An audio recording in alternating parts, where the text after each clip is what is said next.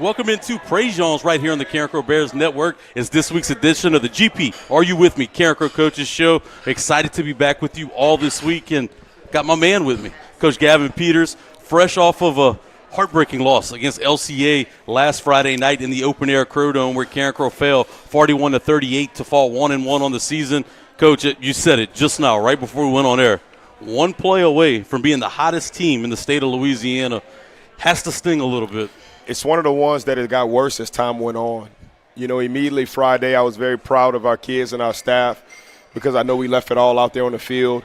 And I also knew that the opposing team did as well, and I was very vocal about the respect that I had for Coach Chop and Coach Kraft and Pastor Jay and the establishment that they've built over there and their ability to navigate the circumstances that they've went through the last couple of years. You know, look, this is no secret. When Coach Trev and them left, okay, and went to Lafayette Renaissance Charter Academy, everybody in the world thought the LCA was going to fall off. They have not fallen off, okay?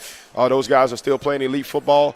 They're doing it at a high level, and you've got to credit the staff and the players that are still there and that are part of the program. So, I immediately just knowing the work that both programs put in prior to that game and the way both programs competed on the field that night, it was hard to be totally disappointed with our kids and our staff because I knew we gave it everything. But as time went on, man, it just started hurting and just started stinging a little bit more. You know, kind of when you go to sleep and you wake up and you realize it wasn't a dream, right? And you kind of start talking about it amongst the staff as a group, and, you know, you watch the film and you come in the next morning and you're talking to the players, and then you kind of just realize that, wow, I think it hit me maybe about Saturday about 1, 2 o'clock that we were one play away from probably being the hottest team in the state of Louisiana and arguably having the biggest turnaround in the state of Louisiana based off the way we started a year ago. You know, we beat STM for the first time in, 19 years, I think it was, and that was our second time playing the LCA, but while LCA has been one of the blue bloods in the state over the recent decade, right? They probably competed for 7 out of the last 10 state championships, relative to the class that they were playing in. So, we were that close, but we just weren't close enough, and it's unfortunate. But we couldn't really cry about it very long because you got the Zachary Broncos coming up, Mount Rushmore program in the state of Louisiana over the past 15 years or so. I think that Coach Brewerton started in 2014. When I was at the other school, we competed against them and played against them in the semifinals. I think we beat them 9-6. I think every year since then, Coach Brewerton and his staff is either playing for a state championship, winning a state championship, or they're losing on Thanksgiving week or in the semifinals. So, and we're going to get to those Broncos. I do, and I know you don't want to talk too much about this game, but let's kind of break it down because I think we saw a lot of good stuff come out of the game. A week ago at STM, more on the ground, that you kind of made your hay on the offensive side of the football. This week, though, passing yards for days, 250 yards through the air for Carson Guernsey, 100 yards rushing on the ground. But if I tell you that, it makes it seem like you had some explosive plays and some plays that big chunk, and you did at times. But listen to these drives that you put together, Coach. 11 plays, 59 yards. 15 plays, 80 yards. 13 plays, 80 yards. 8 plays, 84 yards. 7 plays, 61 yards. You did what you wanted to do. The game plan was clear, that you wanted to control the clock. You wanted to control the line of scrimmage. And despite the stats being kind of lopsided passing for rushing, you kind of accomplished what you wanted to do offensively. No doubt, but we've got to run the football better. I told the kids and I told the staff that we needed 250 to win the game, and I believe that if we get 250, we win the game. On the last drive, we were in a 4-minute type situation to where we wanted to put the ball in the end zone, ice the game, and not give them the ball any time left. Well, we ended up having 2 or 3 GLPs in a row. We gave them the ball back, and they did to us what we were attempting to do to them. So, I didn't realize that the possessions were that efficient. Obviously, because as soon as we lost and we talked to the kids the next morning, I had to move on and go to Zachary. So, that's my first time kind of hearing it in that perspective, and I think that's pretty good. But the reality situation is we just didn't run the football well enough. We didn't run the football well enough. That's not our standard of football. I love the fact that we're throwing that well, correct, but we should be running that well as well. If we have our goal right, we want to be 250, 250. So we've got to be better on the line of scrimmage. And that was kind of the message this week. I think we've got to play harder in the box offensively, and then defensively we got to tackle better, and I'm pretty sure we're going to talk about, our defensive issues. But, I'm just going on to say this before we even get started, and this is how I told it to the kids, because they understand it this way. When you're playing a video game and the opposing team that you're playing has impact players and they got that circle underneath them, you can't let impact players impact the game. And you, for sure, can't let impact players start blinking. Okay, well, that's what we let B.J., Braden, and Bellard, the running back, do. We just allowed those guys to impact the game. And, it's unfortunate. Yes, we had those drives, long sustaining drives like we want, but I think they said they had the ball twice in the first half with 6 minutes to go and had 13 points.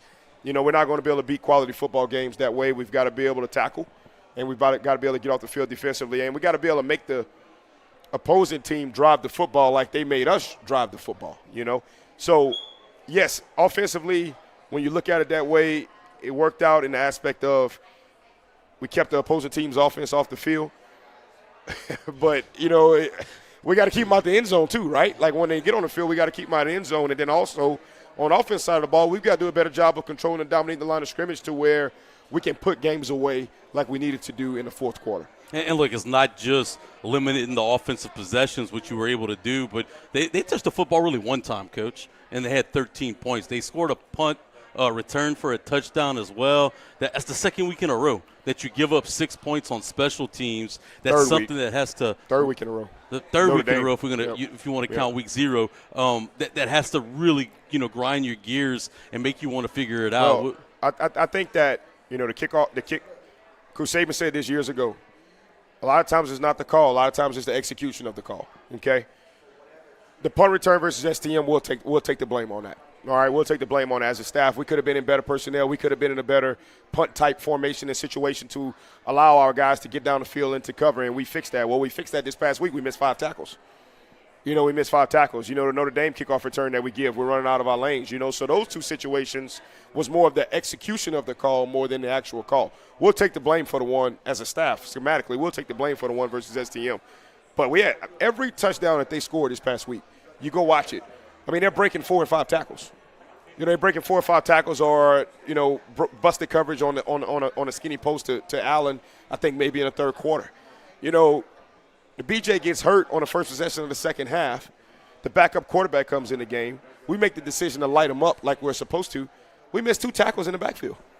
Then we missed 2 tackles on the third level. So at the end of the day, we've got to be able to go out there and we've got to be able to execute. And, defensively, if we're going to win football games against blue blood programs, we better be able to tackle. We better be able to tackle because, that's just what it came down to on Friday night. Besides the busted coverage to Allen on the skinny post and the busted coverage on the very last 4th and 20 of the game, everything was missed tackles. We tackle the guys. We make them drive the football and we make them earn a touchdown. And then it's unfortunate on the first touchdown of the game. The guy was down. All right, the guy was down. Clear cut. You must have knew I wanted to get the whole to stadium. that after, right? The whole stadium thought he was down. Besides the guys that made the call, the film shows that he was down. But it's unfortunate. I don't know. I want to stick right here though, because those situations happen. And you have to be able to play through them, no doubt about it. Yeah. What is the message to the kids? You knew it right away. I was in the press box. Coach Pettis knew it right away. Coach DeWire, we were all screaming. He's down. You saw the elbow and the football clear as day on the turf.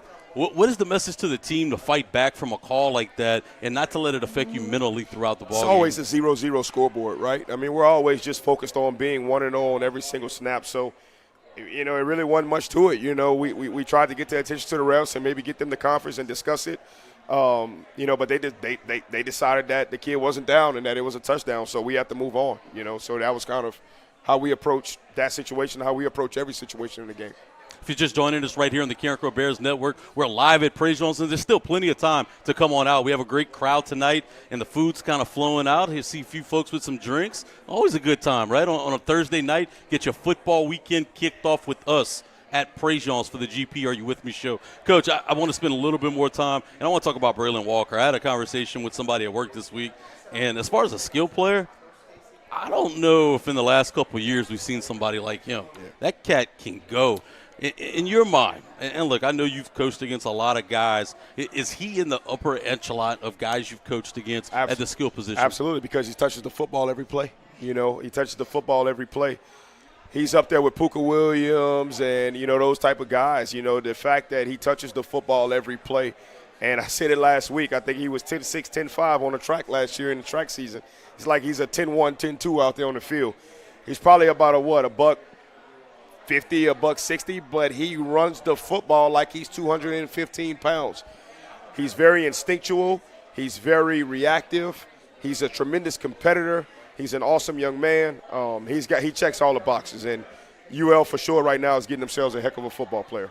And you guys, despite all that, you were able to scratch the lead away and score and give them the football after, a Chance Babineau clinic with Carson Gursey. Of course, CBAB, 9 receptions on the night, over 140 yards receiving, a couple tutties to go along with it. But, I mean, you had to be proud of your guys to battle through some of the adversity you're talking about, missing the tackles, and still putting themselves in position to win the football game. And their faces said it all. What you do screams so loud I can't hear what you say, correct? Our kids' faces said it all at the end of the game. They were disappointed as if we had just lost a quarterfinal or a semifinal state championship game, which was what that game atmosphere and the quality of opponent that we were facing was like. So most definitely very proud of us. Obviously wish we would have came out on the scoreboard, but, that's part of it, man. You don't always get heads. Sometimes you get tails. And I've been on both sides of that coin. I feel like, unfortunately, in my tenure at Carencro throughout the whole 8 years, we end up more so on the other side of the coin, you remember those more, Coach. You just remember those more. But, the one the week before obviously was thrilling and very self-satisfying, and I just wish we would have, accomplished this one this past week, but that's why you play the game, and we got an opportunity to go out there and play another quality opponent this week. And, since Saturday, our focus has been on the Zachary Broncos. And, we've kind of talked about the LCA game, here and there, but we've put full court press and attention to the Zachary Broncos. It's funny you talked about C-Bab, with 9 catches, et cetera, et cetera. Do you know Coach Rip, the first thing he told me on Monday when we met, you got to find more ways to get 7 the ball. I say, well, damn, Coach. He had 10 receptions. What else we going to do?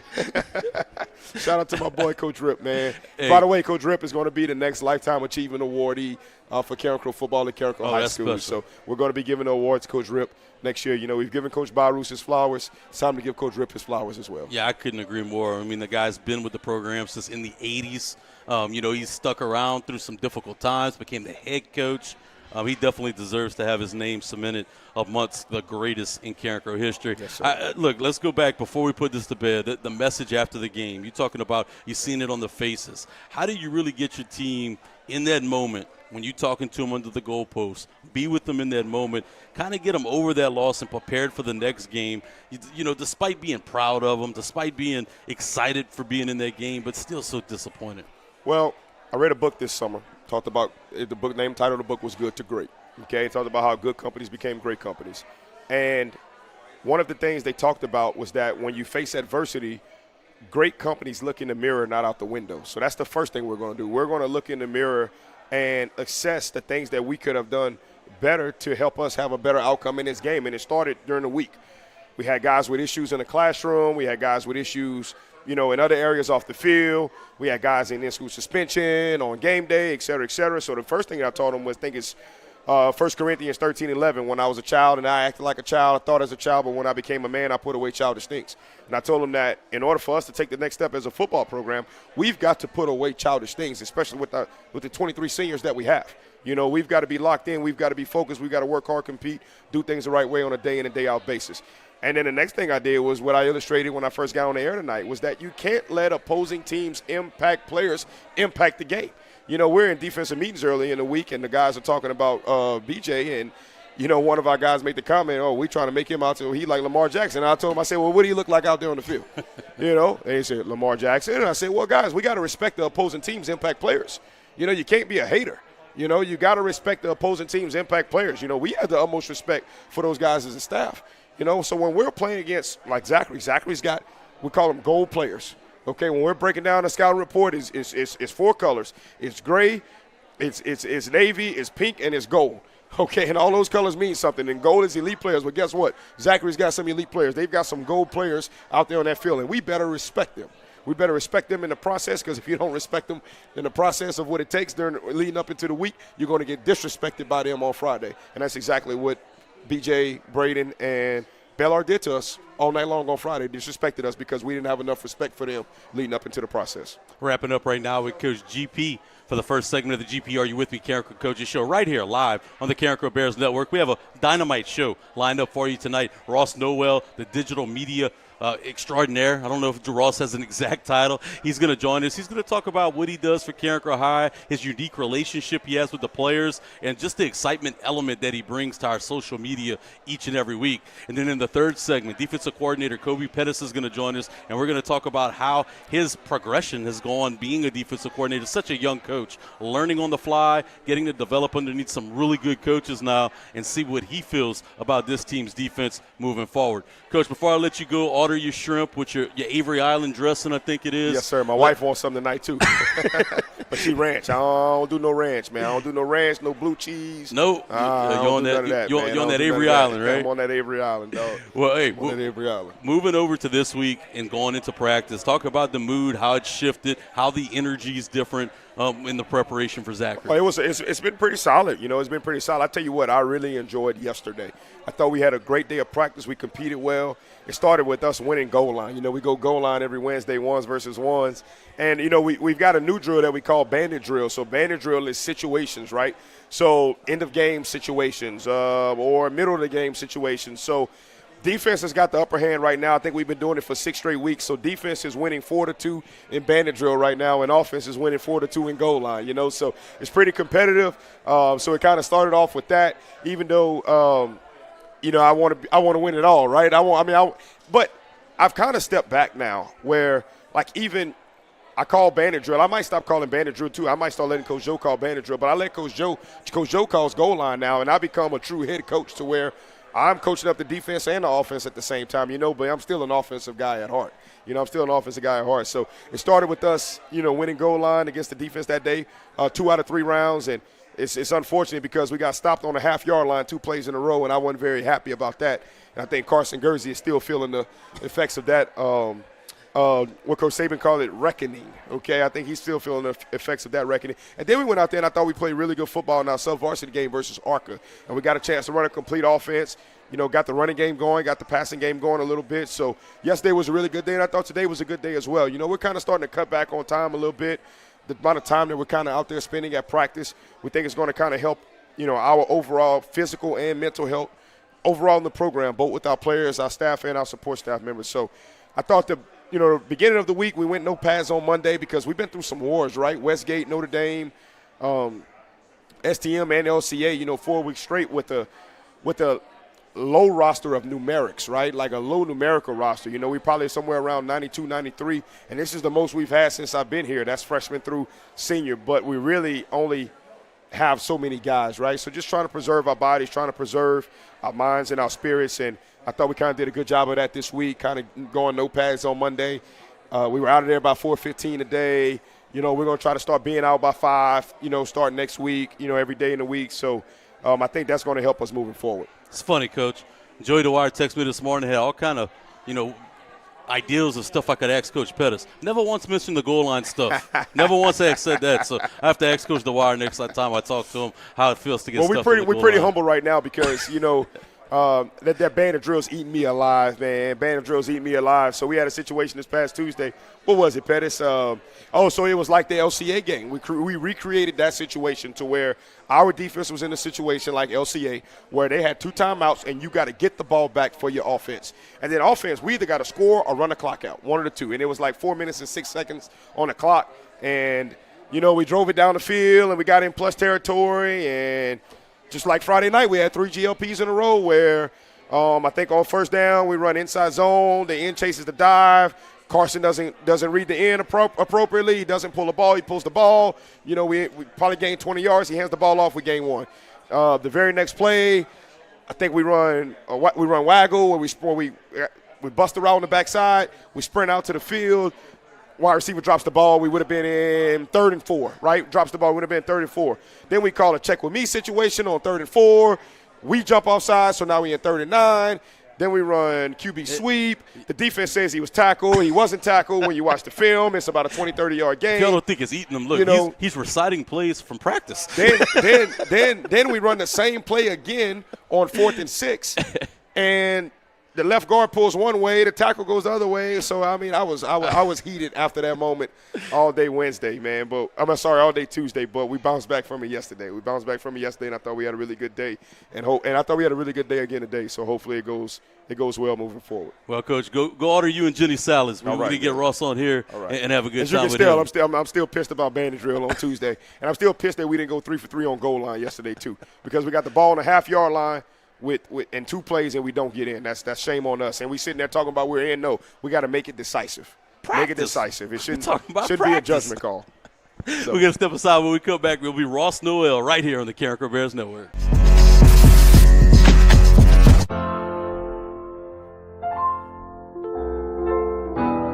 Big for the small, the short, and the tall.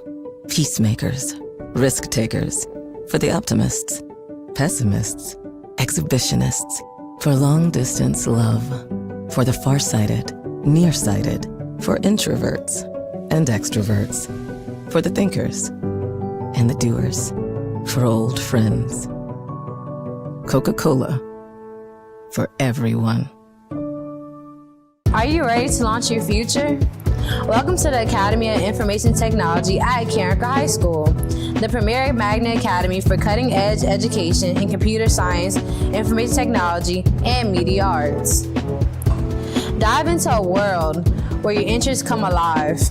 In AOIT, you'll explore technology like never before, mastering essential skills in HTML and Python while gaining hands-on experience in daily TV production and innovative media projects.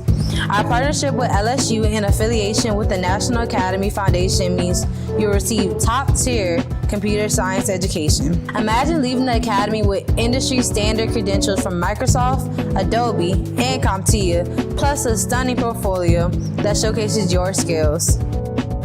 Don't just dream about the future, create it. Follow your passion in tech and join AOIT today. Apply now at LafayetteChoice.com/apply. Your future starts here. All right, Karen Crow fans, it's football season. That means it's time for the GP Are You With Me? Karen Crow Coaches Show. This season, we're bringing it live to you from a Karen Crow staple right here at Prejean's off of the Evangeline Thruway. We're going to be live each and every week. For Friday night games, the show's going to be on Thursday nights. For those Thursday night kicks, we'll be live on Wednesday nights, 6:30 to 7:30. You can hear it all at one place, the Karen Crow Bears Network. Never been a better time to buy a new Super Duty pickup from Hub City Ford. Right now, get $7,000 off MSRP on a 2025 Ford Super Duty. Need to pull a heavy load? It's the perfect truck with best-in-class towing and torque. And it's loaded with advanced technology. And with 42 acres, Hub City Ford's got a huge selection. Save big on a brand new Super Duty. $7,000 off MSRP. Hub City Ford, I-49 North, Lafayette. It's that time of year. Spice up your Saturday Bear style. Join us for the 4th annual Bear Takedown Club Jambalaya Cook-Off. On Saturday, October 11th, from 8 a.m. to 2 p.m., the flavor explodes at Pokey's Poorhouse on 115 Derrick Plaza Drive in Karen Crow, Louisiana. Unlimited tastings for just a $10 donation. That's right, all the jambalaya you can eat for only $10. Think you got the winning recipe? Grab your crew of 4 for only $100 and cook your way to bragging rights. Judging kicks off at 12. But that's not all. We've got a 50-50 raffle, a live and silent auction, and a rowdy cornhole tournament to keep the good times rolling. Mark your calendar, October 11th, 8 to 2. Bring your appetite, bring your friends, and bring your Cajun spirit. For more information, scan the QR code on the screen, and we hope to see you there. Let's go, Bears! Let's get it over, right?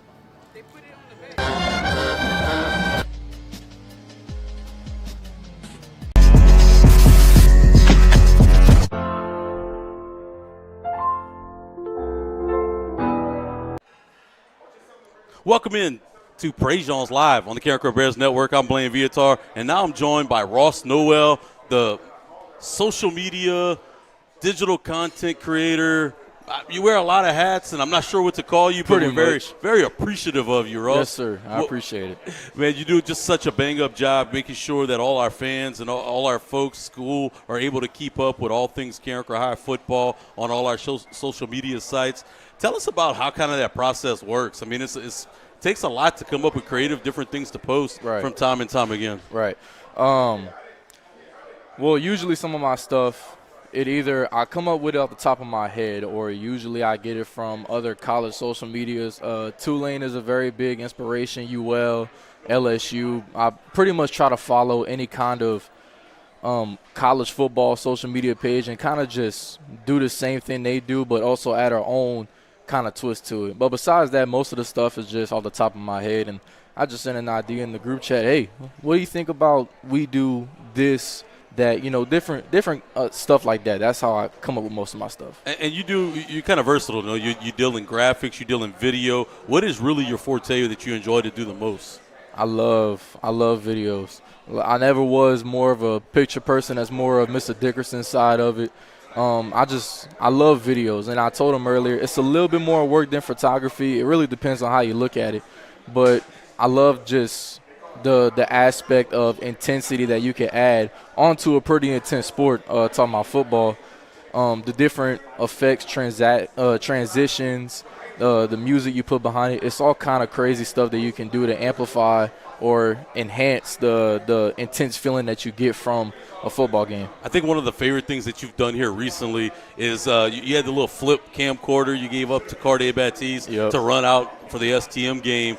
That was really, really cool. Yeah, I like that idea. That one was just off the top of my head, too. I had a regular Sony Handycam from like 2005 or something like that. And I was just like, what if I just give this to somebody? But I'm thinking in my head, who can I give it to? First person that came off of my head was Cobie Pettis. Back when I was a senior at Carencro High, he was one of my students in Link Crew. And for as long as I've known Cobie, man, he's had that big, bright personality to him. And that's perfect for the type of content that we was planning on making that day. So I gave it to him, and he executed perfectly on that video. So I'm proud of him, and I'm happy to see the result that came from it. I think that you bring a really unique relationship with the kids. I mean, you just graduated just a couple years back, right? You're a class of 2024. So yes, just less than 2 years removed from Carencro High School. So the bond that you have with this group of players, the trust they have in you to do stuff like that, has to be cool to kind of have that respect and have guys wanting to work with you. Absolutely. All the kids now, they have this joke of calling somebody Unc. I'm only 20 years old. No reason to call me Unc, but that's what they call me. But it's all good. But yeah, I got a lot of love from the players. I got a lot of love for them. Good connections. People like Bab. I've been knowing Bab since he was a freshman over here back in 2023, I think it was. I've been knowing him for a long time. Carson too. Even before he was at Carencro High, I've been knowing Carson. Same thing with Cobie Pettis, Brandon Duffy, all of them. I love those guys, man. I feel like I can relate to them because I'm pretty young and pretty close to their age. So I feel like there's a lot of things that I can relate to them on and different stuff like that. So this is really the sixth team that you've been around, right? Your DNA, their own energy, their own vibe. What is it about this Carencro team in 2025 that makes it different and special? I feel like there's a big family aspect to it, and it's not even dealing with just players. I feel like the entire community, support staff, coaches, we all are a pretty tight-knit group. We all know each other pretty well, keep up with each other, good connections and stuff like that. Even outside of football, even outside of practice, you see still everybody hanging out with each other, and I feel like that's what makes it a pretty special group compared to every other school out there. And I just feel like, that small town pride, small town football energy, there's nothing like it. So I love it. What's your favorite graphic that you put out each week?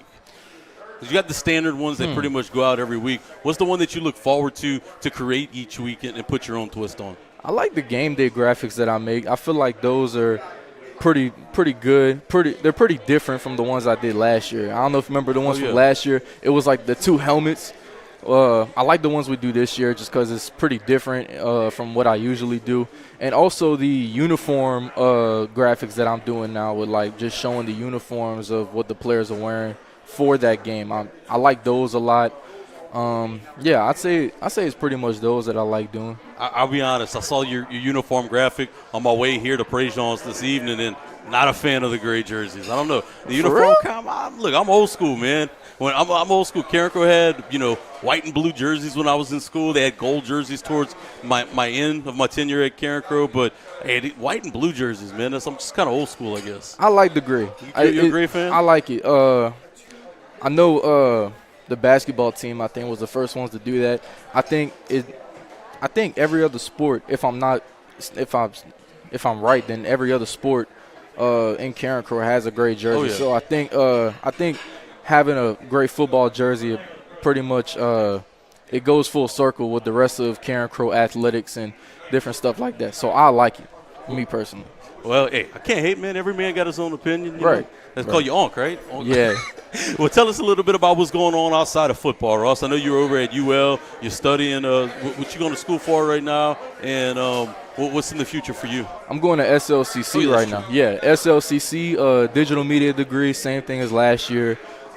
Finally doing digital media classes. So it's a lot better, right? It's right. A lot more fun. I'm happy to get those finally get the ball rolling on those. And outside of that, I'm still doing undefeated shots. Business is still rolling like it always has. Last time I was on here, I wasn't in official business yet, but back in March, I got my LLC for the business. So now it's official. I got business cards made, a website, and all that good stuff now. So and where can the folks find you if they want to see undefeated shots and see what you have to offer? I have a Facebook and I have a Instagram, all undefeated shots. I have a website, an online portfolio, business cards, QR codes, and all that kind of cool stuff. And a huge shout out to your grandma too. Tonight, right. Hey, look, we're in a different room at Prejean's. They had a banquet, moved us on to the other side of the restaurant, which we like. Beautiful room here. Had a little bit of a power issue. Ross said, "Don't fear, Grandma's coming to the rescue." Absolutely. Shout out, Momo.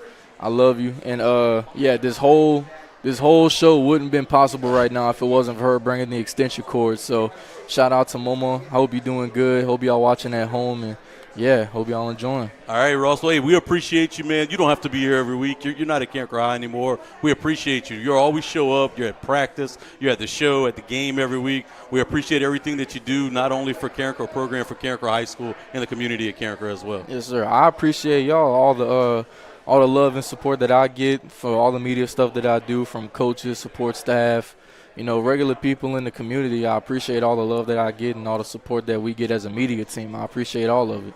That'll do it. That's Ross Noel, digital media, social media content extraordinaire. Super impressed and appreciative of him. We're going to take a break. When we come back, defensive coordinator Kobie Pettis is going to join us. We're going to talk about this year's defense and what they bring to the table right here on the Carencro Bears Network.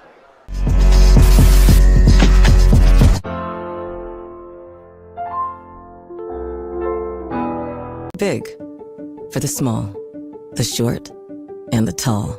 Peacemakers, risk takers, for the optimists, pessimists, exhibitionists, for long distance love, for the farsighted, nearsighted, for introverts and extroverts, for the thinkers and the doers, for old friends. Coca-Cola, for everyone. Are you ready to launch your future? Welcome to the Academy of Information Technology at Carencro High School, the premier magnet academy for cutting-edge education in computer science, information technology, and media arts. Dive into a world where your interests come alive. In AOIT, you'll explore technology like never before, mastering essential skills in HTML and Python while gaining hands-on experience in daily TV production and innovative media projects. Our partnership with LSU and affiliation with the National Academy Foundation means you'll receive top-tier computer science education. Imagine leaving the academy with industry-standard credentials from Microsoft, Adobe, and CompTIA, plus a stunning portfolio that showcases your skills. Don't just dream about the future, create it. Follow your passion in tech and join AOIT today. Apply now at LafayetteChoice.com/apply. Your future starts here. All right, Carencro fans, it's football season. That means it's time for the GP Are You With Me? Carencro Coaches Show. This season, we're bringing it live to you from a Carencro staple right here at Prejean's off of the Evangeline Thruway. We're going to be live each and every week. For Friday night games, the show's going to be on Thursday nights. For those Thursday night kicks, we'll be live on Wednesday nights, 6:30 to 7:30. You can hear it all at one place, the Carencro Bears Network. Never been a better time to buy a new Super Duty pickup from Hub City Ford. Right now, get $7,000 off MSRP on a 2025 Ford Super Duty. Need to pull a heavy load? It's the perfect truck with best-in-class towing and torque. And it's loaded with advanced technology. And with 42 acres, Hub City Ford's got a huge selection. Save big on a brand new Super Duty. $7,000 off MSRP. Hub City Ford, I-49 North, Lafayette. It's that time of year. Spice up your Saturday Bear style. Join us for the 4th annual Bear Takedown Club Jambalaya Cook-Off. On Saturday, October 11th, from 8 a.m. to 2 p.m., the flavor explodes at Pokey's Poorhouse on 115 Derrick Plaza Drive in Carencro, Louisiana. Unlimited tastings for just a $10 donation. That's right, all the jambalaya you can eat for only $10. Think you got the winning recipe? Grab your crew of 4 for only $100 and cook your way to bragging rights. Judging kicks off at 12. But that's not all. We've got a 50-50 raffle, a live and silent auction, and a rowdy cornhole tournament to keep the good times rolling. Mark your calendar, October 11th, 8 to 2. Bring your appetite, bring your friends, and bring your Cajun spirit. For more information, scan the QR code on the screen, and we hope to see you there. Let's go, Bears! Let's get it over, right?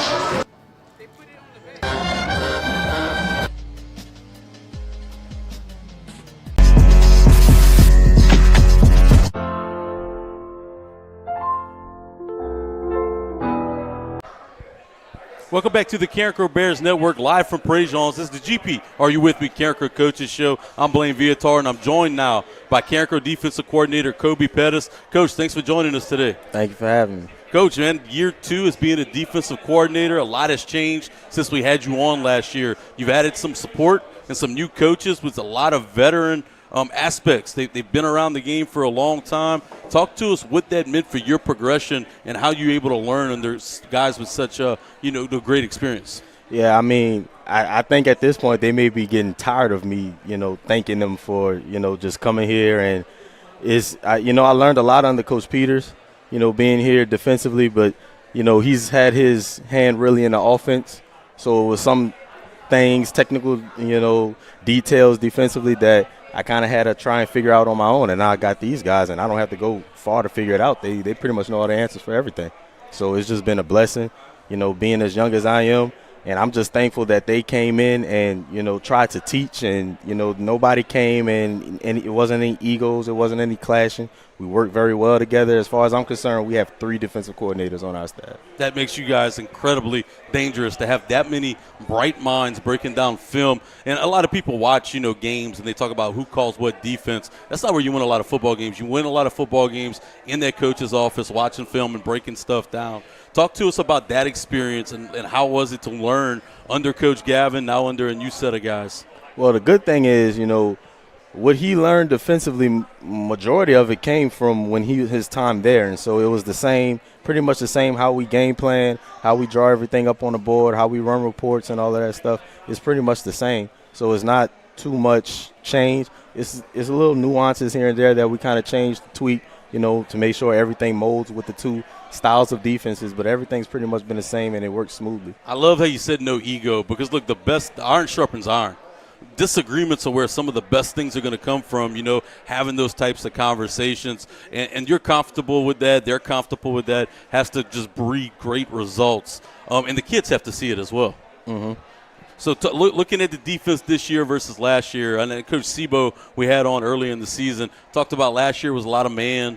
This year we're mixing up with a lot of zone concept. Mm-hmm. Is that something that you were familiar with before your time at Carencro, or is it kind of a new thing and a learning curve for you? Well, I always knew the different types of coverages. I knew what they were, who needed to be in what zones and all of that. But as far as the technique and coaching it up, how to play and how to match certain patterns and what to do when they come out in certain sets, in certain formations, all of that stuff is important. And, you don't want to install something that you can't fully teach. I got this from Coach Peters.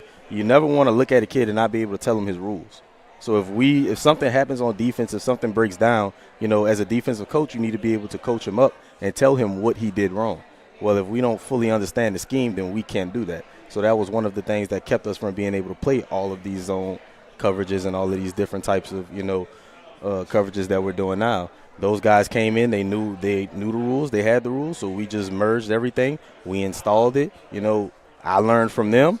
And now I just pick it up and I'm able to coach the players now. So when somebody messes up and we're in a certain coverage, I can tell him what he did wrong.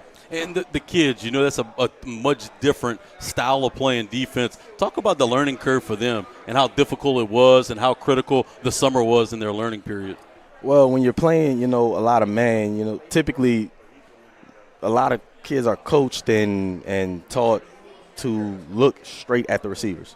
Look straight at the receivers, lock in and key in on the receivers. So playing these zone coverages, playing these different type of man techniques, Coach Siebel, one of his biggest pet peeves is cornerback getting ran off into the boundary, because he's staring at a receiver, receivers running the ball, receivers running a route up the field, they're running the ball right into the boundary. He's just running them off. But if you're playing man coverage with zone eyes, you're able to come off, and now you got an extra guy to be able to, make the tackle. And everything has to be, in cohesion, working together on all three levels. The communication between that is so critical. Who's the guy on the field for you this year that really is that coach on the field? Well, we kind of have two. One in the secondary, Wilson Landry, number 4, is a senior. Missed a lot of time. He had upward bound at UL, so he missed a lot of time in the summer, but he's very smart. He came in, he learned everything, and now he's able to communicate. Having Chance back there at safety, that also helps. So I think in the back end, we have a lot of veteran guys who's able to, help make calls. Rontrell, able to help make calls. Trent Young, somebody who's really stepped up for us and is our starting Mike linebacker. He's kind of another version of his older brother, Caleb Celestine. That's what I tell him all the time. He's just like him. Caleb was the call for the play caller for us. He had to help get other guys lined up, call the strength and all of that type of stuff. So we have a couple of guys, seniors, which that's what you want, seniors who are able to make the calls for us. This week you play a team that is every bit as good. And the team you played in week 1 and week 2, and they have the pedigree and they have the skins on the wall to show it. What's different with this version of the Zachary Broncos than we saw last year? Honestly, I wouldn't say is much difference. Schematically, they're doing pretty much the same things. They're returning a receiver number 4. They have another one, who's about just as good, number 9. He's a class younger, I believe. They're pretty good in the backfield. Their quarterback seems like he has some savviness to him. Their offensive line is well coached. They don't mess up. They block their guys. They're disciplined with how they hit their certain spots at the running back position. So it's pretty much the same offense that we went up against last year. It's going to be another war. Coach Peters was just up here during his segment, and he rattled off every play that y'all had from practice on Monday and Tuesday, I think. And he was really adamant about what they got to do better, and this has to be better, and just the competition that you guys have a coaching staff holding each other accountable, wanting to be better. Talk about the bond and how important that is for this staff to grow and to bring this team to different heights. Well, that's another thing that, came with those guys we got from over there at Doosan. They're very competitive. They're competitors, and they love defense, and they love when defense is successful. And so, I have that same mindset, and so we all, we want to win on our side of the ball. Offense wants to win on their side of the ball. We actually wrote it in the coach's office. We have the chart. How many bandit drills offense and defense won, how many goal line offense and defense won. So we keeping a tally going. So it's very competitive, and I think it's good. It trickles down into the players. They're competitive. They look forward to bandit drill now. They look forward to goal line now. And that's the type of stuff you want. Iron sharpens iron. We try to go one-on-one as much as possible. wrapping up right now with defensive coordinator Coach Kobie Pettis. Coach, so far the defense, kind of a mixed bag. Had a great effort in week 1 against a really potent offense in STM. Prejean, y'all made him look pedestrian compared to what he looked like a week ago against Catholic of Baton Rouge. Do you think that was just schematically you were able to confuse him, show him different looks, and keeping him off his game? Well, I think it was more so, the guys in the back end, they stepped up. They stepped up to the challenge. I think we didn't really do anything special schematically. We pretty much played, our base defense. I think it was just the guys stepping up and making the plays when they needed to be made. The one guy I do want to ask you about, and it's not somebody we talk about a lot, Derek Lotz. Look, we didn't even have him on our roster in the press box on week 1. He's kind of came out of nowhere, making some big plays down the stretch, and he's playing a lot of minutes for you. Yeah, his importance is great. His importance is great. We're I'm sure you're seeing it. We're able to personnel a lot of guys in and out of the game. And that's because of the depth we have at cornerback. I wish we had him all 4 years. He'd be even better off. But we're thankful that he came out and added more depth and gave us another guy to go out there and be able to do the things that we do on defense. Well, Coach, I appreciate your time tonight. Hey, good luck tomorrow night. Good luck at practice next week. Make sure you get a couple wins, and I'll text Coach Joey the wire and let him know that it's coming. Tell him don't run that reverse. We're going to step aside when we come back. Gavin Peters is going to join us, and we're going to preview the Broncos from Zachary right here on the Carencro Bears Network.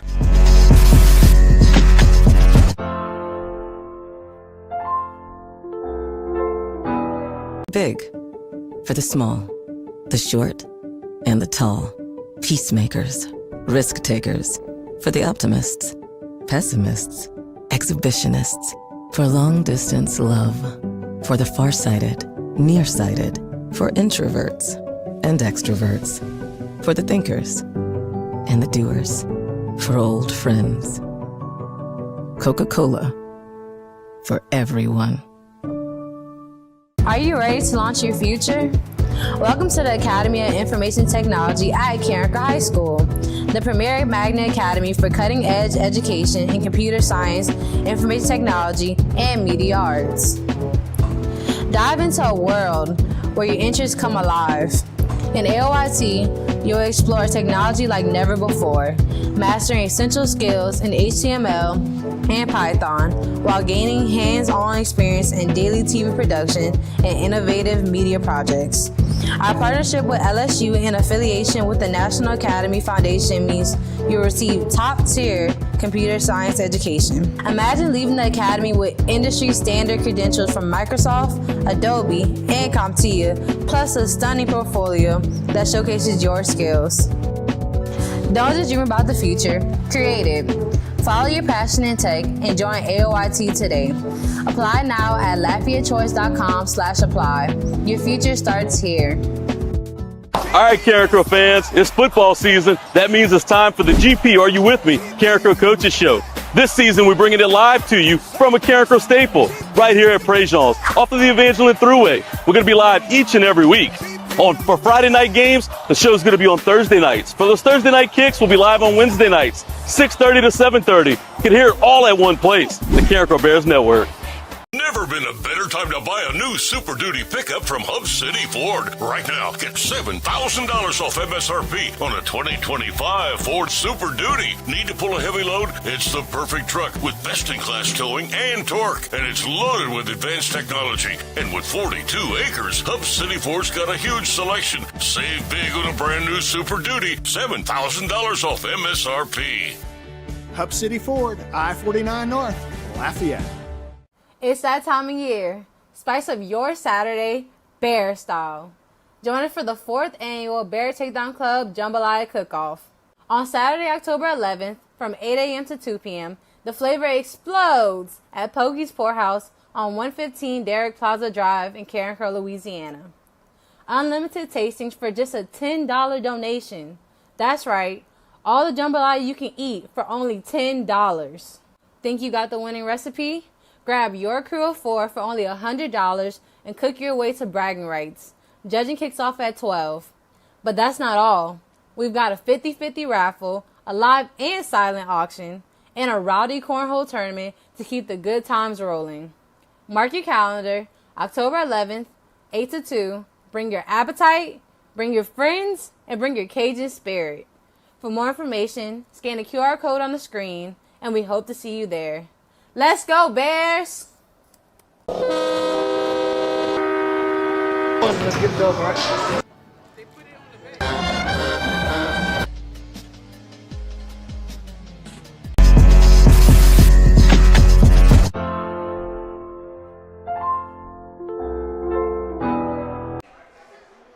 Welcome back into Prejean right here on the Carencro Bears Network. It's the GP. Are you with me? Carencro Coaches Show. Of course, I'm Blaine Viator, and I got the man of the hour, Coach Gavin Peters, sitting next to me, and we're going to start looking ahead to those Zachary Broncos. Coach Brewerton and company over there, not only do they have a blue blood program, boy, does he have some talent on that coaching staff with him.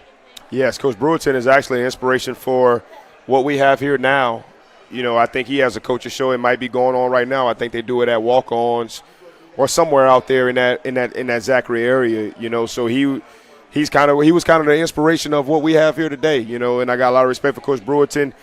He's got a lot of respect for us. He was very complimentary of us when I spoke with him through text on Sunday, and even when I spoke with him through phone.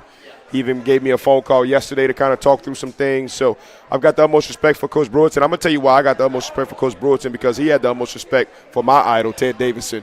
And he built his program based off the Acadiana model.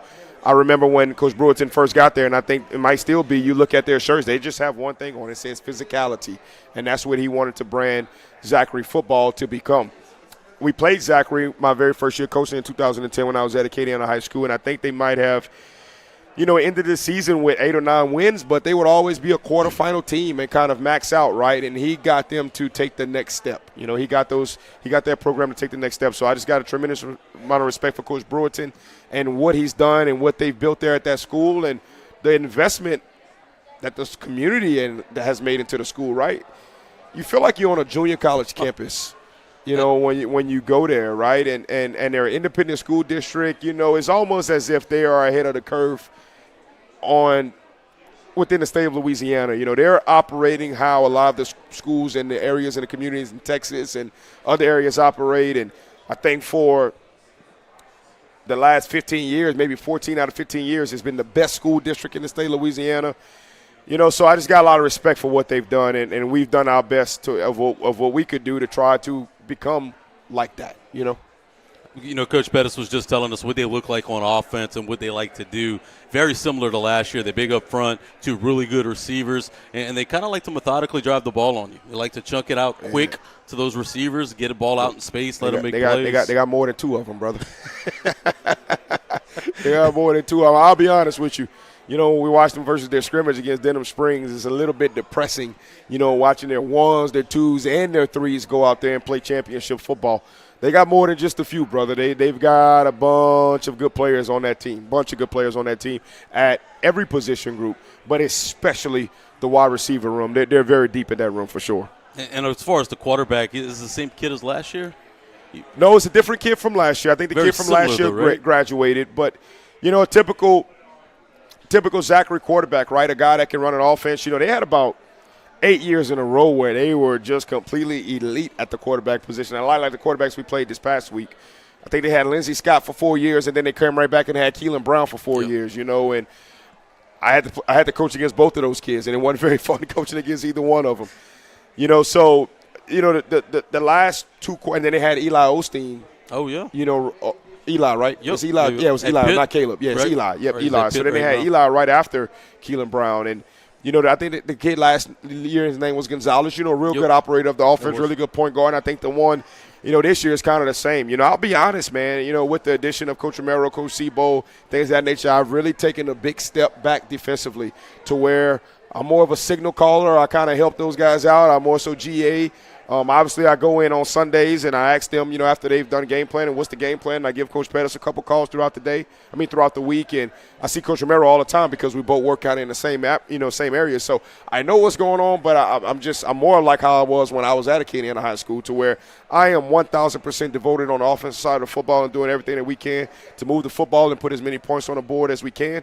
So I'm not as tuned defensively as I used to be, you know, which I need to get back a little bit more because, we kind of had a discussion in the coach's office Friday night after we played LCA, and there was a better situation. We could have had ourselves in a better situation on that last play of the game on that 4th and 20. That in previous years we had been in that situation, but because I'm a little bit disconnected, it didn't quite jump on me in that time. And then when Coach Pettis said in the office, I looked at him like this. I said, bro, that's exactly what we should have been in, in that situation, So I've got to get a little bit back more involved, but that shows how much respect and how much trust I have in those guys, and they're doing a phenomenal job. You talked about after your STM, for the first time in your career, you scripted the first drive. Is that something that you did again last week and you're going to continue to do all season? Yeah, but both games we've got off the script very early. We've gotten off the script very early, just because of, just the way kind of things happen, right? But I definitely love it. We did it again today. We kind of got back to, you've been in that office, right, where we get in there and we go over top 3 runs, top 3 passes, and we kind of get everybody's opinion. We even get your top 3 on the board, So, I like to get in there every now and again. So we, we actually didn't do it versus Westgate, Notre Dame, or STM, okay? And I asked them about it going into the STM game. They was like, oh, no, we ain't do it last week. He's so superstitious. Oh, no, we ain't doing it. If we're going to keep winning, we ain't doing it. So when I walked in the office today, I said, we lost. All right, so we're going back to the tradition. Let's get on the board. So, Coach, and I always put initials, and they never know what the initials are. So it was KT today for Kobie, and it was like, what KT stands for? Kobie Tomlin, Mike Tomlin, And then I had RJ up there for Coach Joe. What that stand for? Rabbit Joe. He like to run the football. Coach Joe and Coach Fran, offensive line guys, right? Oh, yeah. And then I had AP up there. They said, oh, well, we guess Air Petey's back, huh? I said, after last week, you goddamn right Air Petey's back, So now you'll give us the top 3 plays, though, right? No, not on the air. Not on the air. No, not on the air, So, but I just love our staff, man. We got a really good staff there, and we got really good relationships going on right now. And we just got to keep working hard, keep competing, keep doing things the right way. And, I think the results will show for it. The results have already shown for it, right, in the previous, competitions, and hopefully we go out there and play well and coach well tomorrow night. And look, you're way more balanced this year. Last year you were way more predictable on offense. This year's offense gives you a different look. Your quarterback development is different. How much confidence does that give you as a play caller, knowing that you have, you could have your hand in the bag on, call whatever you need? Well, I'm kind of blessed and fortunate, right, to where I lived a life for about 11, 12 years where there wasn't much in the bag, right? We're running inside view, running outside view, running sweep, running lead option, running rollouts, and running play action passes off of it. And that was a wonderful world that I lived in. I was part of 4 state championship teams in that world. And then this world has also been good, right, where we're kind of able to kind of get in and out of certain things, kind of get able to feature players more. And I think overall this is what we want to be, right? This is what we want to be. We want to be able to be as multiplicity as we possibly can, even on the defensive side of the ball, right? Like Zachary's, they're very multiple in how they operate. Like I've said before, Steve Sarkisian changed my life when he said this. The more things you can do well, the tougher you are to defend on the offensive side of the ball. And the more things you can do well defensively, the tougher you are to execute against. So we want to continue to be as multiple and as diverse as we possibly can, but obviously it takes the players to do that. It takes the players to do that. So thank God for Carson Gursey stepping up and being able to take the reins at the quarterback position, which has allowed us to move Babineau back around and be an impact player both on the offensive and defensive side of the football. And, we've gotten bigger, we've gotten faster, we've gotten stronger, so we're doing a better job at the line of scrimmage. We're not operating to the standard of the program. As a matter of fact, Coach Joey told them to quit calling themselves the foundation. They're more of a disappointment. That was the conversation after we lost Bandit Drill on Tuesday, is that, we're more of a disappointment than the foundation, just to kind of challenge them and let them know that, look, the standard of Carencro football up front is to dominate the line of scrimmage, right? Like that's what this era of Carencro football has been about. That's how we won a state championship and we beat Edna-Carr, who's going for their 5th state championship in a row. That's how we beat Neville 49-7 in the semifinals, and we took a knee on a 3-yard line and we missed 4 or 5 extra points, where in the previous matchups, against Neville, the program struggled, correct? It's because of what we were able to sustain and build up front. And we've got to get back to that. We've got to get back to that. And it starts, number one, with the mentality, but we've just got to play harder. I thought in the box in our first 2 games against STM and LCA, the box played harder than us. The defensive box on the opposing team played harder than we played. And the running backs are part of that as well. There ain't very many games where Popcorn and Kendrell was toting that rock, okay, and Big Ty Mayfield and Shaky and John Miller and Trent Jolivet was resetting the line of scrimmage up front, and Javon Miller and Greg Bush and I'm drawing a blank with his last name right now. Kevon George. All right, Kevon George and Israel Jolivet, right? You know, those great offensive lines that we had from 2019, 20, 21, and 22. You know, we've got to get back to that. We've got to get back to dominating the line of scrimmage, and we've got to get back to backs dominating the game. You know, dominating the game, and we're working towards that. Well, you talked about getting some you know, get them off their feet earlier, in practice a little earlier, staying fresher. I mean, you went through a gauntlet of a schedule just through 2 games, but then also you played Westgate, also you played, you know, Notre Dame of Acadia Parish.